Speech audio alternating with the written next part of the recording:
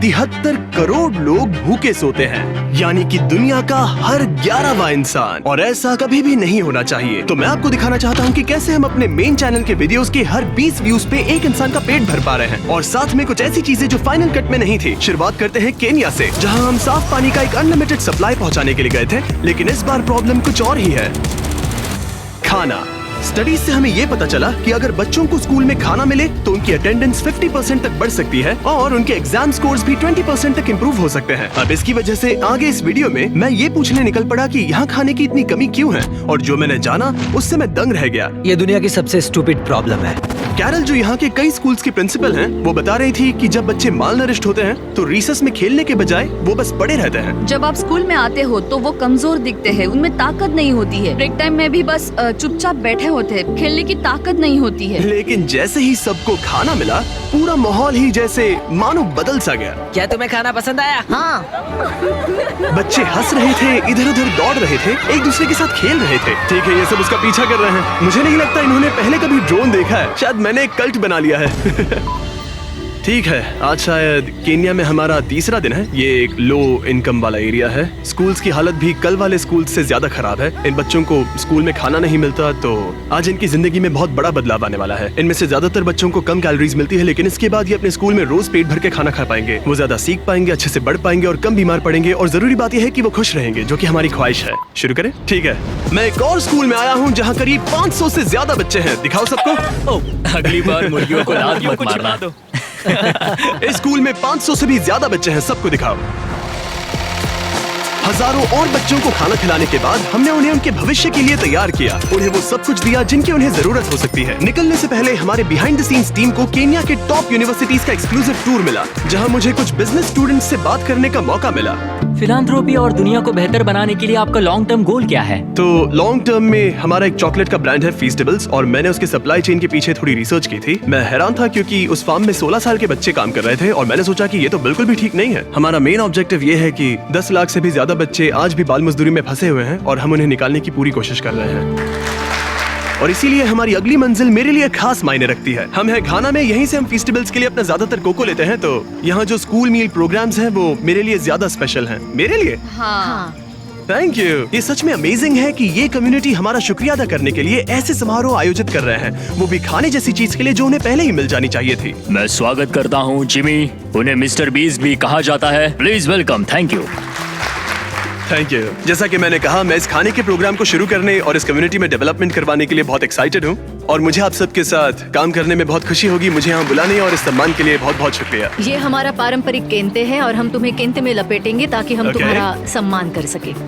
अब हाथ ऊपर उठाओ। तो अब तुम इस गांव के उप प्रधान हो। Thank you. क्या तुम इस सबसे खुश हो? हाँ, हम खुश हैं। हाँ, सब कुछ बहुत अच्छे से हो गया। Thank you. जश्न वगैरह बाद में। घाना में मेरा जो एक जरूरी काम था वो था कुछ ककाओ फार्म्स को चेक करना। यहाँ के किसान जितना आमतौर पर मिलना चाहिए उससे कम कमाते हैं, और उनके बच्चे अक्सर काम में इसीलिए लगते हैं ताकि उनका परिवार भूखा ना सोए। हम फेस्टिवल्स में कड़ी मेहनत इसीलिए कर रहे हैं ताकि सभी किसानों को लिविंग इनकम रेफरेंस प्राइस दे सके और चाइल्ड लेबर को खत्म कर सके।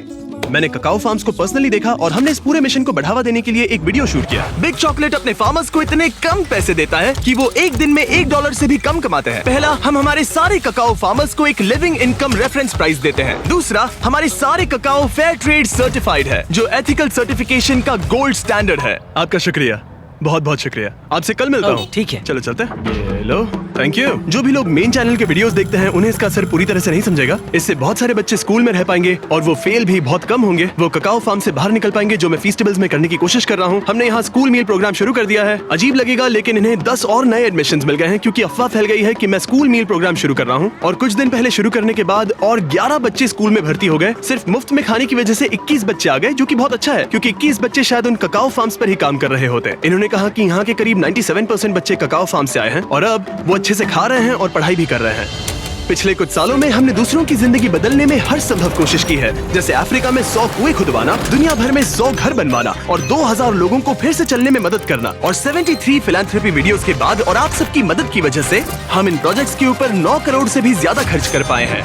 और भले ही आपको ज्यादा लग सकता है, लेकिन अभी भी बहुत सारा काम बाकी है। और जहाँ एक तरफ अफ्रीका जैसे देशों में खाना कम पड़ रहा है, वहीं अमेरिका में बहुत सारा खाना बर्बाद हो रहा है। तुमने अपनी जिंदगी में कितनों को खाना खिलाया है? कम से कम 30 से 50 लाख लोगों को। वाह क्या बात है। हाँ, यकीन नहीं होता है ना। ये है एवन और पिछले 6 सालों से ये एक शेयरिंग एक्सेस नाम की नॉन प्रॉफिट ऑर्गेनाइजेशन बनाने में लगा है। इसका मकसद है बचे हुए खाने को बर्बाद होने से रोकना और फिर उसे जरूरतमंद लोगों तक पहुंचाना। और अब तक इसने 53,000 मीट्रिक टन खाना बर्बाद होने से बचाया है। और ये सब पॉसिबल हो पाया है वॉलंटियर्स, डोनेशंस और इस बड़े से वेयर हाउस की मदद से। सिर्फ ये एक बिल्डिंग ही 14 फुटबॉल मैदानों के बराबर है। Oh my इसके God. अंदर 7 लाख स्क्वायर फीट का रेफ्रिजरेटेड वेयर हाउस स्पेस है। मुझे नहीं पता था कि इतनी लंबी बिल्डिंग्स भी होती हैं। जरा देखो ये कितनी लंबी है। और ये तो बस एक सेक्शन है, यहाँ ऐसी बहुत सारी हैं। हर साल जितनी बेहिसाब मात्रा में खाना लैंडफिल्स में फेंका जाता है, अगर उसी को बचा लिया जाए तो खाने की सारी तकलीफ ही मिट सकती है। और एवन से बात करने के बाद मुझे इसके पीछे की वजह साफ साफ समझ आने लगी।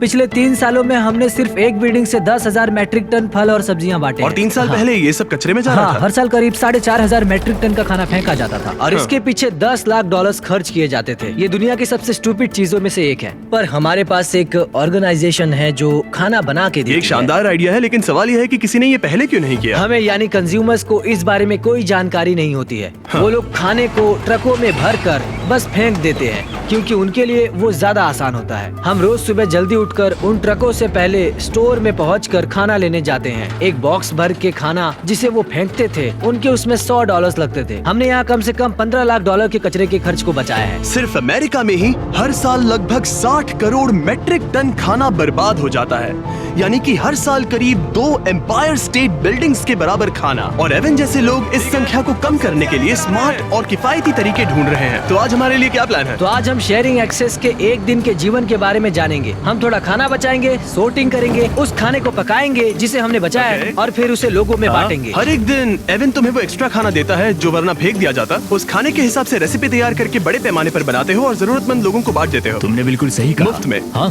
क्यों? ये मेरे अतीत का एक हिस्सा है। पहले मैं बेघर था, मैं काफी समय तक ड्रग्स और शराब से जूझ रहा था और मुझे पता है कि भूखा सोना कैसा होता है। बस इस वीडियो को शूट करने के दौरान हमने यहाँ की रसोई में 300 मील्स तैयार किए, लेकिन मेन चैनल के वीडियो को मिलने वाले ढेरों व्यूज के कारण शेफ मैट हजारों लोगों के पेट भर पाएगा। नोलन, मुझे लगता है कि हमें और मिर्च की जरूरत पड़ेगी। क्या तुम मेरे साथ आओगे? ओके। तो तुम्हें मिर्च वहाँ मिलेगी, ठीक है? वहाँ अंदर। हाँ।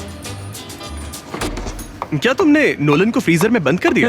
बस थोड़ी देर के लिए, ज्यादा अब से नहीं। तुम मेरे फेवरेट शेफ हो। अरे कहाँ चले गए? कोई मुझे बाहर निकालो। वहाँ क्या हो रहा है? हमने फिलाडेल्फिया में पूरे 2 दिन बिताए, तैयारियां करने में, शूटिंग में और बहुत सारा खाना बांटने में। और जब वहाँ का काम खत्म हुआ, हम इस ऑपरेशन को मेरे होम स्टेट नॉर्थ कैरोलिना में ले गए, जहाँ जाकर हमने वहाँ की कम्युनिटी में भी खाना बांटा। यहाँ हर कार को इस बचाए हुए खाने का एक बॉक्स मिलेगा। कुछ अंगूर, कुछ केले, थोड़ा मीट, बहुत सारी सब्जियां और खाने के पैकेट्स। ये सारी चीजें फेंकी जा सकती थी, लेकिन शेयरिंग एक्सेस की वजह से ऐसा नहीं होगा। एवन, ये देखकर कैसा लग रहा है कि तुमने जो खाना बचाया है वो जरूरतमंदों तक पहुंचेगा? ऐसा लग रहा है जैसे सपना सच हो गया। कुल मिलाकर इस वीडियो की शूटिंग के दौरान हमने 7,000 से ज्यादा लोगों को खाना खिलाया। हालांकि ये संख्या और बढ़ेगी जितना आप मेन चैनल के वीडियो को देखेंगे। तो अगर आपने अभी तक नहीं देखा तो जरूर देखें, और अगर आपने पहले से ही देखा है तो दोबारा देखें, ताकि